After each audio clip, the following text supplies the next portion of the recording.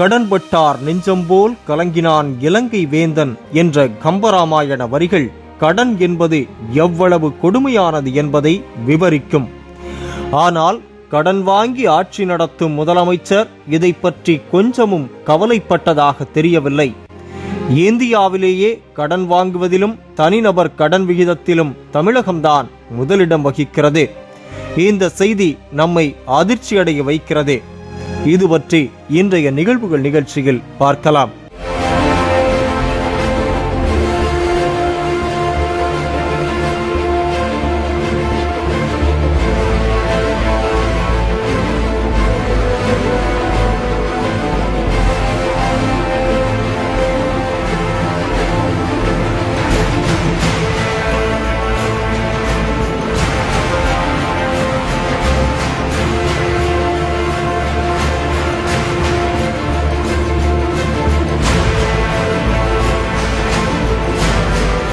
அரசாங்கம் தடுமாறாமல் இருப்பதற்காய் குடிமகன்கள் தள்ளாடுகிறார்கள். ஆனாலும் கூட கடன் சுமையால் இந்த தமிழ்நாடு தடுமாறுகிறதே, தள்ளாடுகிறதே. ஏன்?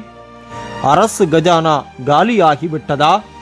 நிதி நெருக்கடியில் தள்ளாடுகிறதா தமிழக அரசு? அண்மையில் வெளியான செய்தியில் 2015-2016 நிதியாண்டில் வணிக வரித்துறையில் மட்டும் 14,000 கோடி ரூபாயும், பத்திரப்பதிவு துறையில் மட்டும் 8,000 கோடி ரூபாயும் என சுமார் 25,000 கோடி ரூபாய் மாநில அரசின் சொந்த வருவாயில் பற்றாக்குறை ஏற்படும் என கூறப்பட்டுள்ளது. இந்த செய்தியை பார்க்கும்போது அதிமுக அரசு பதவியை விட்டு செல்லும் போது தமிழக அரசு கஜானாவையே காலி செய்துவிட்டு செல்கிறதோ என்ற எண்ணம்தான் தோன்றுகிறது. இதிலிருந்தே தமிழக முதலமைச்சராக ஜெயலலிதா பதவியேற்றதிலிருந்து தமிழக மக்களை தொடர்ந்து ஏமாற்றி வருவதும் மக்களிடம் நடத்தும் கபட நாடகமும் தெரிய வருகிறது. 2011 தேர்தலில் இப்பொழுது இருக்கக்கூடிய ஜெயலலிதா தேர்தல் பிரச்சாரத்தின் பொழுதும் அதற்கு முன்பாகவும் திராவிட முன்னேற்ற கழக ஆட்சியிலே 90,000 கோடி ரூபாய் கடன் இருந்தது. அதனால தமிழக மக்கள் நிதி சுமையிலே தள்ளாடுகிறார்கள். ஒவ்வொரு மக்கள் மீதும் கடன் சுமை ஏற்றி வைத்திருக்கிற அரசு என்றெல்லாம் சொல்லி பிரச்சாரம் செய்தார்கள். ஆனால் இந்த 4.25 ஆண்டு காலத்தில் அந்த கடன் சுமையை குறைத்தாரா என்றால் இல்லை. அதற்கு பதிலாக கிட்டத்தட்ட 2,42,000 கோடி ரூபாய்கள் வரிச்சுமையை கடனை ஏற்படுத்திவிட்டு இன்று தினம் ஒரு மக்கள் மீதும் 62,000 ரூபாய் கடன் சுமை ஏற்றி வைத்திருக்கிறார்கள். அது மட்டுமல்லாமல் 110 திட்டங்கள் என்று அறிவித்து எந்த திட்டம் நிறைவேற்றாமல் 5 ஆண்டுகளுக்கு பிறகு இப்பொழுதுதான் மின் உற்பத்தி திட்டத்திற்கு அது $3 அடிக்கல் நாட்டி அது 2019 தான் துவங்கும் என்று ஒரு மாய்மாலத்தை ஏற்படுத்தி கொண்டிருக்கிறார்கள். 110 விதிகள் எவையும் நிறைவேற்றப்படவில்லை. தமிழகம் வெள்ளக்காடு மட்டுமல்ல, தஞ்சை மாவட்டம் பஞ்சக்காடாக ஆகிவிட்டது. இப்படி எந்த ஒன்றையும் வாக்குறுதியை நிறைவேற்றாமல் தமிழகத்திற்கு கடன் சுமை ஏற்படுத்தி கொடுத்திருக்கக்கூடிய இந்த அரசு அகல வேண்டும் என்ற மனநிலைக்கு மக்கள் வந்துவிட்டார்கள். 2013-2014 சுமார் 3,000 கோடி ரூபாயும், 2014-15 சுமார் 6,000 கோடி ரூபாயும் மாநில அரசின் சொந்த வரி வருவாயில் பற்றாக்குறை ஏற்பட்டது. அப்போது அது குறித்து சட்டமன்றத்தில் தேமுதிக சட்டமன்ற உறுப்பினர்கள் கேள்வி எழுப்பிய போது அரசு நிர்வாகத்தில் இது ஒன்றும் பெரியதல்ல என பதிலளிக்கப்பட்டது. ஆனால் தற்போது சுமார் 25,000 கோடி ரூபாய் பற்றாக்குறை ஏற்பட போகிறதென தெரிய வந்துள்ளதே. இதற்கு இந்த நிதி நிர்வாக சீர்கேட்டிற்கு முழுக்க தமிழக முதலமைச்சர் ஜெயலலிதா மட்டுமே பொறுப்பேற்க வேண்டும். தமிழக அரசாங்கத்தின் கஜானா காலியாகிவிட்டது என்று கூறுகிறார்கள்.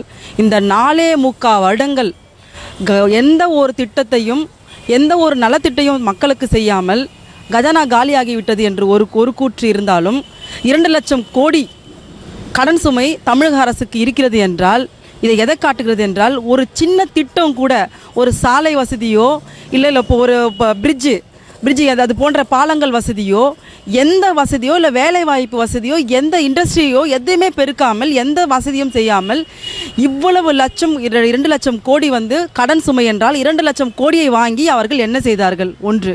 இன்னொன்று, நீங்கள் பார்த்தீங்கன்னா தமிழகத்தில் இந்த 4.25 வருடங்களாக அடிப்படை வசதி, அடிப்படை தேவை, சாதாரண மனிதனுக்கு தேவையான எல்லா விஷயங்களும் விலை உயர்ந்து விட்டது. தக்காளியாக வெங்காயமாகட்டும் குழந்தைகள் குடிக்கின்ற பால் முதல் கொண்டு மின்சாரம் தண்ணி எல்லாத்திலுமே விலையேற்றம், ஒன்று கூட விலையேற்றம் இல்லாத ஒரு பொருளே கிடையாது. எந்த ஒரு திட்டமும் செயல்படுத்தவில்லை. சட்டமன்றம் எல்லா நேரங்களிலும் சட்டமன்றத்தில் நடந்தது கைத்தட்டுதல் மட்டுமே. அம்மா புராணம் பாடி கைத்தட்டியதில் மட்டுமே நடந்ததை ஒழிய மக்களுக்கான திட்டங்களை சொல்லி அதற்கான திட்டங்களை வகுப்பதிலும் அந்த திட்டங்களை முதல் கொண்டு மக்களுக்கான தேவைகளை பூர்த்தி செய்வதில் சட்டமன்றத்தில் எந்த வேறு வேலையும் நடைபெறவில்லை. இந்த 4.25 வருடங்களும் ஒவ்வொரு துறையிலும் ஊழல் என்ற ஒரே செயலை மட்டுமே 24 மணி நேரம் கடமையாக எல்லா அமைச்சர்களும் செய்தார்கள். எங்கள் மாநில தலைவர் மதிப்பிற்குரிய ஈவிகே இளங்கோ அவர்கள் 25 ஊழல் குற்றச்சாட்டுகளை இந்த அரசாங்கத்தின் மீது சொல்லி கவர்னரிடம் மனு கொடுத்து இந்த அரசாங்கத்தை கலைக்க சொன்னாலும் கவர்னரும் மிகப்பெரிய மெத்தன மௌனத்தை காக்கின்றார். ஏனென்றால் அவருக்கு தெரிந்துவிட்டது இது ஒரு சயின்டிஃபிக் கரப்ஷனு, இந்தியாவில் எந்த இடத்துலையுமே நடக்காத மிகப்பெரிய கரப்ஷன் அப்படின்ற ஒரு அதிர்ச்சியில் கவர்னர் இருக்கிறதாவே நான் பார்த்துக்கிறேன். ஆனால் இந்த மக்களை காப்பாற்ற வேண்டும் என்றால் வரும் தேர்தலில் நீதிமன்றங்களுக்கு சென்று ஊழல் யார் என்று நிரூபிப்பதற்கு முன்பாக அவர்களை சிறைக்கு செல்வதற்கு முன்பாக இந்த மக்களே அவர்களை வெளியில் தூக்கி அடிக்க வேண்டும் இந்த தேர்தலில். அதன் பின்பாக ஆட்சி மாற்றம் நடந்த பின்பாக ஒவ்வொரு அமைச்சர்களும் தமிழக சிறைசாலையில் இருப்பார்கள் என்பதில் எந்த ஒரு சந்தேகமும் கிடையாது. ஒரு சில தனியார் நிறுவனங்கள் தங்கள் நிறுவனம் லாபத்தில் இயங்குவது போன்று இரட்டை கணக்குகளை தயார் செய்து அதன் மூலம் வங்கிகளில் கடன் பெற்று மோசடி செய்யும் செய்திகளை அடிக்கடி நாம் பார்த்திருக்கிறோம். அதுபோலவே அதிமுக அரசும் தனது வரி வருவாய் மதிப்பீட்டை ஒவ்வொரு ஆண்டும் செயற்கையாக உருவாக்கி காட்டி மோசடி செய்துள்ளதோ என்கிற சந்தேகம் மக்களுக்கு ஏற்பட்டுள்ளது. இப்படியெல்லாம் மாநில அரசின் வரி வருவாயை உயர்த்தி காட்டி அதிமுக அரசு பதவியேற்ற பிறகு 2011-12 17,261 கோடி, 2012-13 18,387.47 கோடி, 2013-14 21,142.47 கோடி, 2014-15 25,000 கோடி, 2015-16 30,446.68 கோடி என மொத்தம் 2,11,483 கோடி ரூபாய் அளவிற்கு தமிழக அரசின் பொதுக்கடன் பெறப்பட்டுள்ளதாகவும் அதற்கு வட்டியாக மட்டும் 17,856.65 கோடி ரூபாய் செலுத்தப்படுவதாகவும் அதிமுக அரசு அளித்த நிதிநிலை அறிக்கையில் சொல்லப்பட்டுள்ளது. நாங்கள் தமிழக அரசிட்ட நாங்கள்லாம் ரொம்ப நலிந்து போயிருக்கிறோம், எங்களுக்கு விவசாய கடனை தள்ளுபடி பண்ணணும்னு சொல்லிட்டு திருவோடு ஏந்தி வயிற்றில் ஈரத்துணியை கட்டி நாங்கள் இந்த போராட்டம் நடத்திட்டு இருக்கோம். இந்த போராட்டத்தினுடைய முக்கிய அம்சம் என்னன்னா விவசாய கடனை தள்ளுபடி பண்ணணும். விவசாய கடனை தள்ளுபடி பண்ணணும். அரசு கரும்புக்கு அரசு விலை அறிவித்தது. ஆனால் அந்த விலையை தனியார் ஆலைகளுக்கு கொடுக்க மறுத்து வருகிறது. தமிழக அரசு கண்டுகொள்ளாமல் இருக்கிறது. அதனால் விவசாயிகள் நசுக்கப்படுகிறான், கரும்பு விவசாயிகள் ஏமாற்றப்படுகிறான். தமிழக அரசே, நீங்கள் கரும்பு விவசாயிகளை ஏமாற்றாமல் தனியார் சர்க்கரை ஆலை கொடுக்க மறுத்து வரும் அந்த கரும்பு நிலுவைத் தொகையை பாக்கி தொகையை பெற்றுத்தர வேண்டும் என்று இந்த நேரத்தில் நாங்கள் கேட்டுக்கொள்கின்றோம். 20 மடங்கு 30 மடங்கு மத்திய அரசு மாநில அரசு ஊழியர்களுக்கு சம்பள உயர்வு ஏற்பட்டிருக்கு இந்த 10-15 வருஷமா 20 வருஷமா. ஆனால் விவசாயி உற்பத்தி பண்ணி அந்த விவசாயிக்கு உற்பத்தி பண்ண பொருளுக்கு அந்த அளவுக்கு விலை ஏற்றப்படவில்லை. விவசாயிகள் வஞ்சிக்கப்படுகிறான். விவசாயி விளைவித்த பொருளுக்கு விலை இல்லை. விவசாயிகளுடைய ஓட்டு, விவசாய பயிர்க்கடனை தள்ளுபடி பண்ணுறவங்களுக்கு விவசாயிகளுடைய ஓட்டு. ஆனால் தமிழக முதலமைச்சர் அவர்களே, நீங்கள் எங்களுடைய பயிர்க்கடனை விவசாய கடனை தள்ளுபடி செய்ய வேண்டும். அதே நேரத்தில் தள்ளுபடி செய்யலைன்னா விவசாயிகளுடைய நிலை மாறும் என்று இந்த நேரத்தில் நாங்கள் சொல்லி. இவை மட்டுமா? தமிழக பொதுத்துறை நிறுவனங்களின் கடன் சுமார் 2.5 லட்சம் கோடி. ஆக மொத்தத்தில் 4.5 லட்சம் கோடி ரூபாய் கடனில் தமிழகம் சிக்கி தவிக்கிறது. 2011 தமிழகத்தின் கடன் தொகை 1,01,349 கோடியாக இருந்தபோது அதிமுகவின் தேர்தல் அறிக்கையில் தமிழ்நாட்டை 1 லட்சம் கோடி ரூபாய் கடனாளி மாநிலம் என்கிற தலைக்குனிவிலிருந்து மீட்டு ஒவ்வொரு தமிழனும் தலை நிமிர்ந்து நிற்கவும் தன்மானத்துடன் வாழவும் வழிவகை செய்வேன் என்று தமிழக மக்களிடம் வாய்ப்பந்தல் போட்ட ஜெயலலிதா தமிழக முதலமைச்சரான பின்பு ஏற்கனவே இருந்த கடனை அடைக்காமல் விட்டதோடு தமிழக மக்களுக்கு மேலும் தலைக்குனிவை ஏற்படுத்தும் வகையில் 4.5 லட்சம் கோடி ரூபாய் கடன் சுமையை மக்களின் தலையில் சுமத்தியிருக்கிறார். இந்த முறையான ஆட்சியில் மிகப்பெரிய நிதி நெருக்கடி ஏற்பட்டிருக்குன்னு கேள்விப்படுறோம். அந்த நிதி நெருக்கடி பொதுத்துறை நிறுவனங்களில் மட்டும் கடன் மட்டும் கிட்டத்தட்ட 2.5 லட்சம் கோடி ரூபாய் கடன் இருக்கிறதாகவும், இந்த மக்களுடைய வரி பணத்தை வாங்கி வெறும் திட்டங்களை அறிவிக்கிறதுக்காகவும் அந்த திட்டங்களை தொடங்குறதுக்காக மட்டுமே பல்லாயிரம் கோடி ரூபாயில் செலவு செய்து அந்த திட்டங்கள் நிறைவேற்றப்படாமலேயே இருக்குது. அந்த திட்டங்களை நிறைவேற்றப்படணும்னு சொன்னால் வரக்கூடிய அரசு திருப்பி மக்களுடைய தலையில் வரியை சுமத்தி அந்த மக்கள் பாக்கெட்லேருந்தே பிடுங்கி திருப்பி இந்த திட்டங்களை பூரா செயல்படுத்தணும். அந்த அளவில் கஜானாவை காலி செஞ்சுட்டு போகிற அளவுக்கான சூழலை வகுத்து வச்சுருக்கதாக இந்த அரசு மிகப்பெரிய மோசமாக செயல்பட்டிருக்க தகவல்கள் இப்போ கொஞ்சம் கொஞ்சமாக வந்துக்கிட்டு இருக்கு. இதில் பார்த்தீங்கன்னு சொன்னால் எந்த திட்டங்களும் செயல்படுத்தப்படலை. வரியை போட்டு மக்கள்கிட்டருந்து வரியை வாங்கியிருக்காங்க. ஆனால் அந்த வரியை வாங்கி திட்டங்களை ஆரம்பிக்கிறதுக்காக மட்டுமே செலவு பண்ணியிருக்காங்க பல்லாயிரம் கோடி ரூபா.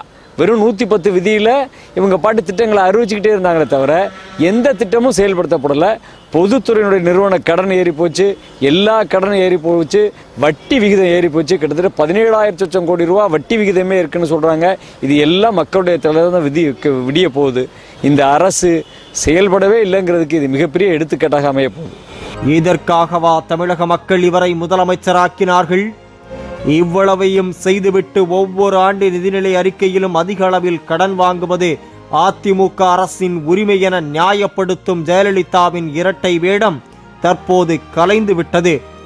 ஆட்சியில் இல்லாத போது கடன் வாங்குவது தலைக்குனிவு என்றும், ஆட்சிக்கு வந்தவுடன் கடன் வாங்குவது உரிமை என்றும் பேசும் ஜெயலலிதாவிற்கு பேரறிஞர் அண்ணா ஆரிய மாயை என்ற புத்தகத்தில் எழுதிய இரட்டை நாக்குடையாய் போற்றி என்ற வரிகள்தான் மிக பொருத்தமாக அமையும். தமிழ்நாடு இன்னைக்கு 4 லட்சம் கோடி கடத்தில் இருக்குதுன்னு கவர்மெண்ட் கணக்கு சொல்லுதுங்க.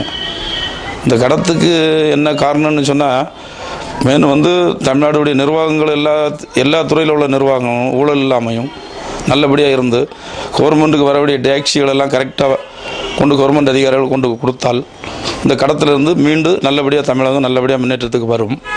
மக்களுக்கு அடிப்படை சம்பளமும் கொஞ்சம் கூடும். கவர்மெண்ட் அதிகாரிகளுக்கு கேட்கும் போதெல்லாம், ஸ்ட்ரைக் பண்ணும்போதெல்லாம் சம்பளங்களை உயர்வு பண்ணிக்கிட்டே இருக்கும்போது மாதம் மாதம் அதுக்கே பல லட்சம் கோடிகள் கவர்மெண்ட் கடத்துக்கு ஏற்படுற மெயின் காரணம் அது ஒன்று. மற்றபடி எக்ஸ்போர்ட் லைனில் எல்லா துறையில் உள்ளது, நம்ம தமிழ்நாட்டில் உள்ளது எல்லாத்துமே தானிய பொருள்களுக்கு அத்தனையும் எக்ஸ்போர்ட் லைன் கொண்டு போனால் கவர்மெண்ட்டுக்கு நல்லது ஒரு வருமானம் வரும். இப்போ பல விஷயமான தொழில் வளங்களும் முன்னேறங்களும் மாவட்ட ரீதியாக தொழில் வளங்கள் முன்னேற்றத்துக்கு வந்தால் அந்தந்த மாவட்டங்களில் தொழில் செய்கிறவங்களுக்கும் ஒரு முன்னேற்றங்கள் வரும். அதிகாரிகள் உடந்தையோட பெரிய லெவலில், சின்ன லெவலில், அது மண்ணிலிருந்து மேலே தட்டு வரையும் நம்ம நாட்டில் ஊழல், அரசியல்வாதிகளும் அதிகாரிகளும் சேர்ந்து பண்ணுற ஊழல் பணமே இன்றைக்கி பார்த்தீங்கன்னா ஒவ்வொரு கணக்கெடுத்துக்கு பார்க்கும்போது பல கோடினா பல லட்சம் கோடி நம்ம தமிழ்நாட்டில் ஊழல் பண்ண பணம் மட்டுமே இருக்கும். இன்றைக்கி படி பார்த்தீங்கன்னா குறைஞ்சபட்சம் ஒரு 50 லட்சம் கோடிக்கு மேலே ஊழல் பணம் அரசியல்வாதிகள்கிட்ட மட்டும் இருக்கும். இது மேலும் மேலும் ஊழல் பண்ணிக்கிட்டே தான் இருக்கிறாங்க. இதுதான் ஒரு முக்கியமான காரணமே.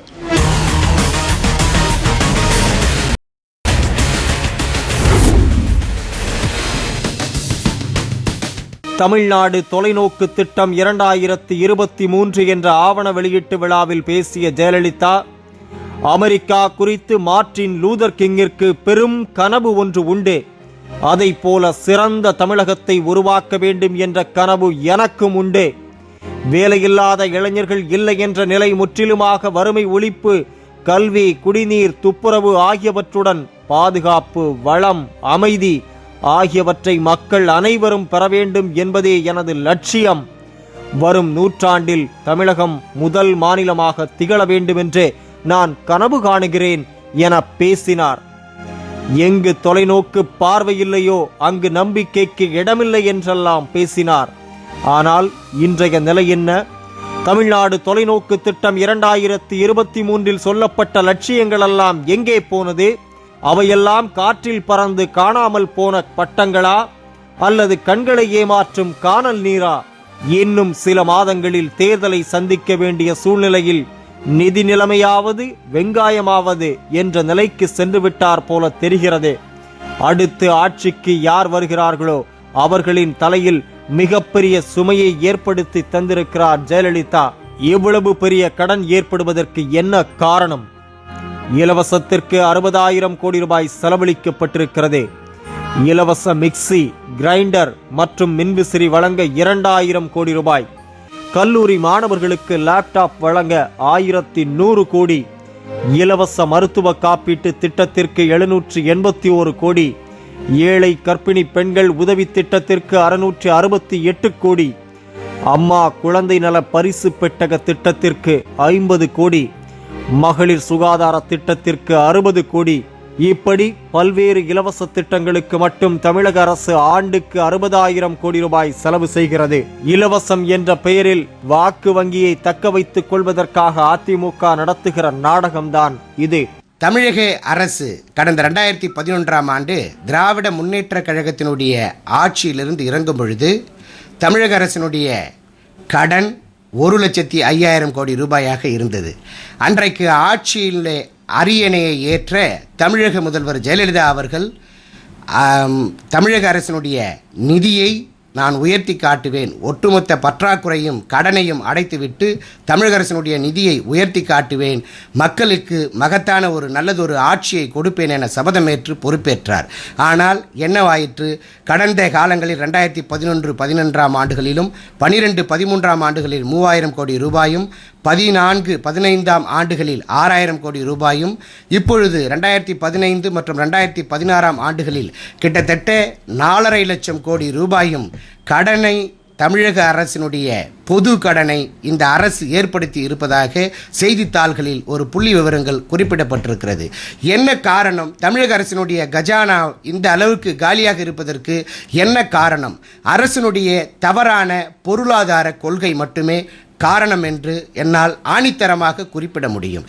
ஏனென்றால் சரியான திட்டமிடுதல் இந்த ஆட்சியாளர்களிடத்திலே இல்லை. அளவுக்கு அதிகமான திட்டங்களை வாரி வாரி வாரி பேரவையினுடைய விதியின் 110 கீழ் தாராளமாக ஏராளமாக வழங்குகின்றார்கள். அத்தனை திட்டங்களுமே ஏடுகளாக இருக்கின்றன. ஏட்டு சுரக்காய் கூட்டுக்கு உதவாது என்று சொல்லுவார்கள். திட்டங்கள் மாத்திரமே போடப்படுகிறதே தவிர அது ஆக்கப்பூர்வமாக அதிகாரப்பூர்வமாக மக்களை சென்றடைகிறதா என்று பார்த்தால் நிச்சயமாக 50% மேற்பட்ட திட்டங்கள் அப்படியே கிடப்பில் போடப்பட்டிருக்கிறது. அது மக்களுக்கு ஒரு சட்டமாக நடைமுறைக்கு வரவில்லை என்பது தான் நிதர்சனமான உண்மை. இந்த இலவசங்கள் அனைத்தும் மக்களுக்கு உண்மையில் போய் சேருகிறதா என்பது மிகப்பெரிய கேள்விக்குறி. அதற்கு சிறந்த உதாரணங்களை வெளியில் தேடி அலைய வேண்டியதில்லை. தமிழகத்தில் இடைத்தேர்தல் நடைபெற்ற சட்டமன்ற தொகுதிகளில் வீடு வீடாக சென்று இலவச பொருட்களை டோக்கன் கொடுத்து விநியோகம் செய்தனர். அப்படியும் பல வீடுகளுக்கு இன்று வரை சென்று சேரவில்லை. ஸ்ரீரங்கம் இடைத்தேர்தலின் போது இலவச பொருட்கள் வேக வேகமாக வாக்காளர்களுக்கு கொண்டு சேர்க்கப்பட்டது. ஆடு மாடு மேய்க்க தெரியாதவர்களுக்கு இலவச ஆடுகள் வழங்கப்பட்டன. ஒரே வீட்டில் மாமியார் மருமகளுக்கும் வழங்கப்பட்டது. அவர்களும் சில நாட்கள் மட்டுமே அந்த ஆடு மாடுகளை வீட்டில் வைத்திருந்தனர். பின்னர் அந்த ஆடுகள் வெளி சந்தையில் விற்கப்பட்டன. இது ஒன்றே இலவசம் என்ற பெயரில் நடைபெறும் கொள்ளைக்கு சான்று. பல இடங்களில் ஒரு குடும்பத்திற்கு 1க்கும் மேற்பட்ட மிக்சி கிரைண்டர்கள் கிடைக்கிறது. பலவற்றை பொதுமக்களுக்கு வழங்காம் ஆளும் கட்சியினர் மற்றும் அதிகாரிகள் சுருட்டி வைத்துக் கொள்கின்றனர். தங்களுக்கு வேண்டப்பட்டவர்களுக்கு மட்டுமே வழங்கப்படுகிறது. தர்மபுரியில் உள்ள நபருக்கு கன்னியாகுமரியில் இருந்து இலவச கிரைண்டர் கிடைக்கிறது. காரணம் முறைகேடாக வழங்கப்படுவதுதான். ஆனால் தகுதி உள்ளவர்களுக்கு இதுவரை இந்த பொருட்கள் சென்று சேரவில்லை. ஆந்திரா கேரள வியாபாரிகள் தமிழகத்திற்கு வந்து மலிவான விலையில் இந்த பொருட்களை வாங்கி சென்று தங்கள் மாநிலத்தில் விற்கின்றனர். ஆந்திராவிலிருந்து வாங்கப்பட்ட ஆடு மாடுகள் மீண்டும் அந்த வியாபாரிகளுக்கே விற்று காசாக்கப்படுகிறது. மீண்டும் அதே மாடுகள் வேறு ஒரு பயனாளிக்கு வழங்கப்பட்டு தமிழகத்திற்கு வந்து சேர்கிறது. இப்படித்தான் ஒரே மாடு வருவதும் போவதுமாக உள்ளது. இலவச திட்டங்களுக்காக செலவிடும் நிதியை ஒழுங்காக திட்டமிட்டால் மக்களின் அடிப்படை பிரச்சனைகள் பலவற்றிற்கு நிரந்தர தீர்வு காண முடியும். குறிப்பாக தண்ணீர் பிரச்சனையில் தமிழக அரசு அக்கறை காட்டுவதில்லை. கோடை வரும்போதுதான் அரசுக்கு அணைகளின் ஞாபகம் மற்றும் ஏரிகளின் நினைவு வரும். தண்ணீருக்காக அண்டை மாநிலங்களுடன் பிரச்சனை ஒரு பக்கம் இருந்தாலும் பருவமழையை கடலில் கலக்காமல் தடுக்கும் சக்தி தமிழக அரசுக்கு இல்லை என்றே கூறலாம். அதிமுக ஆட்சியில் கடந்த 4.5 ஆண்டுகளாக அறிவித்த பல்வேறு திட்டங்கள் இன்னமும் தொடங்கப்படாமல் கிடப்பில் போடப்பட்டுள்ளது.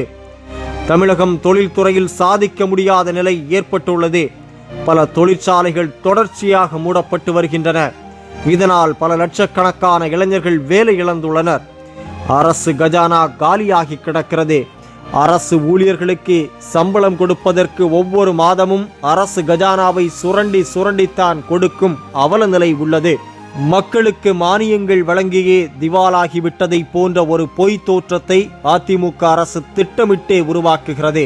ஏனென்றால் என்னென்ன அடிப்படை தேவைகளை இந்த அரசு மக்களுக்கு உத்தரவாதம் செய்ய வேண்டுமோ அவையெல்லாம் உணவு, குடிநீர், வீடு, கல்வி, மருத்துவம், போக்குவரத்து தனியார் முதலாளிகள் கொள்ளையடிப்பதற்கான விற்பனை சரக்குகளாக மாற்றப்பட்டு விட்டன.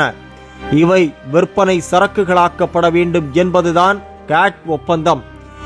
இந்த துறைகளெல்லாம் பெரும் தரகு முதலாளிகளும் பன்னாட்டு நிறுவனங்களும் கொள்ளை லாபம் ஈட்டுவதற்கு திறந்து விடப்பட்டிருக்கின்றன. தனியார் பள்ளிகளும் மருத்துவமனைகளும் தண்ணீர் கம்பெனிகளும் நடத்தி வரும் லாப வேட்டைக்கு இடையூறு செய்யக்கூடாது என்பதுதான் இவற்றிலிருந்தெல்லாம் அரசு விலகுவதற்கான காரணமே அன்றி மக்கள் நலத் திட்டங்களுக்கு மானியம் கொடுத்து அரசு கஜானா காலியாகிவிட்டது என்பது உண்மையல்ல. உண்மையில் கஜானாவை காலியாக்குபவர்கள் பன்னாட்டு முதலாளிகளும் தரகு முதலாளிகளும் அமைச்சர்களும் அதிகாரிகளும் தான். பன்னாட்டு முதலாளிகளுக்கும் தரகு முதலாளிகளுக்கும் வழங்கப்படும் வரி சலுகைகளும் மானியங்களும் தான் ஆண்டுதோறும் கூடிக்கொண்டே வருகிறது. இலவச அரிசியும் 1 ரூபாய் இட்லியும் இல்லாவிட்டால் வாழ முடியாது என்ற நிலைக்கு உழைக்கும் மக்களை ஆளாக்கியது யார்? எந்த கொள்கை?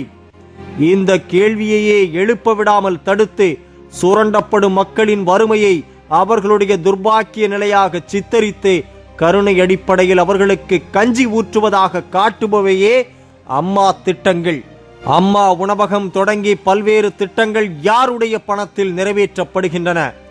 இவற்றை நிறைவேற்றும் செலவுக்காக முதலாளிகள், பணக்காரர்கள் மீது ஜெயலலிதா அரசு சல்லி காசு கூட கூடுதல் வரி விதிக்கவில்லை. இதுதான் நாம் கவனிக்க வேண்டிய அம்மாவின் பெரும் கருணை. இந்த திட்டங்களுக்காக ஒவ்வொரு ரூபாயும் உழைக்கும் மக்களிடமிருந்துதான் உறிஞ்சி எடுக்கப்படுகிறது.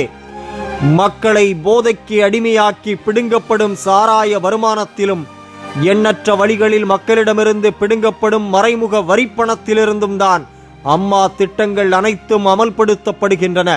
தான் இதுவரை பெற்றிருக்கும் பட்டங்களிலேயே அம்மா என்ற பட்டத்தை தான் பெரிதாக கருதுவதாக கூறியிருக்கிறார் ஜெயலலிதா. இது ஒரு மோசமான ஆளுமையின் சுய விளம்பர மோகம். இரக்கமற்ற ஆளும் வர்க்க சுரண்டலை மறைப்பதற்கான முகமூடிதான் இது. அடிமையின் சோற்றுப்பானையில் கைவிட்டு திருடி வயிறு வளர்க்கும் வர்க்கம்தான் முதலாளி வர்க்கம்.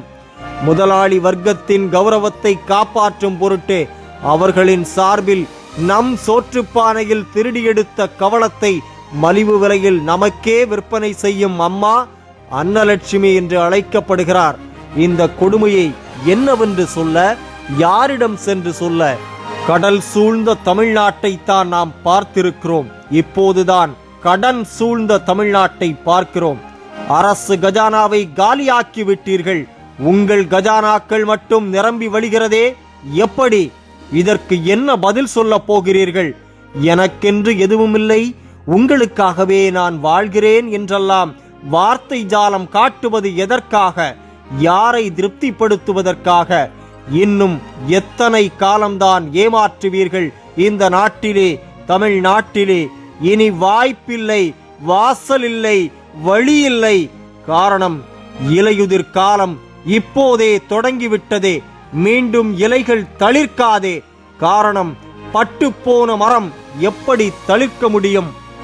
இந்த சிந்தனையோடு இன்றைய நிகழ்வுகள் நிகழ்ச்சியை நிறைவு செய்கிறோம். நன்றி, வணக்கம். நிகழ்வுகள் குறித்தான உங்கள் கருத்துக்களை அனுப்ப வேண்டிய முகவரி: நிகழ்வுகள், கேப்டன் டிவி, தபால் பெட்டி எண் 5, வானகரம், சென்னை 95. மின்னஞ்சல் news@captainmedia.in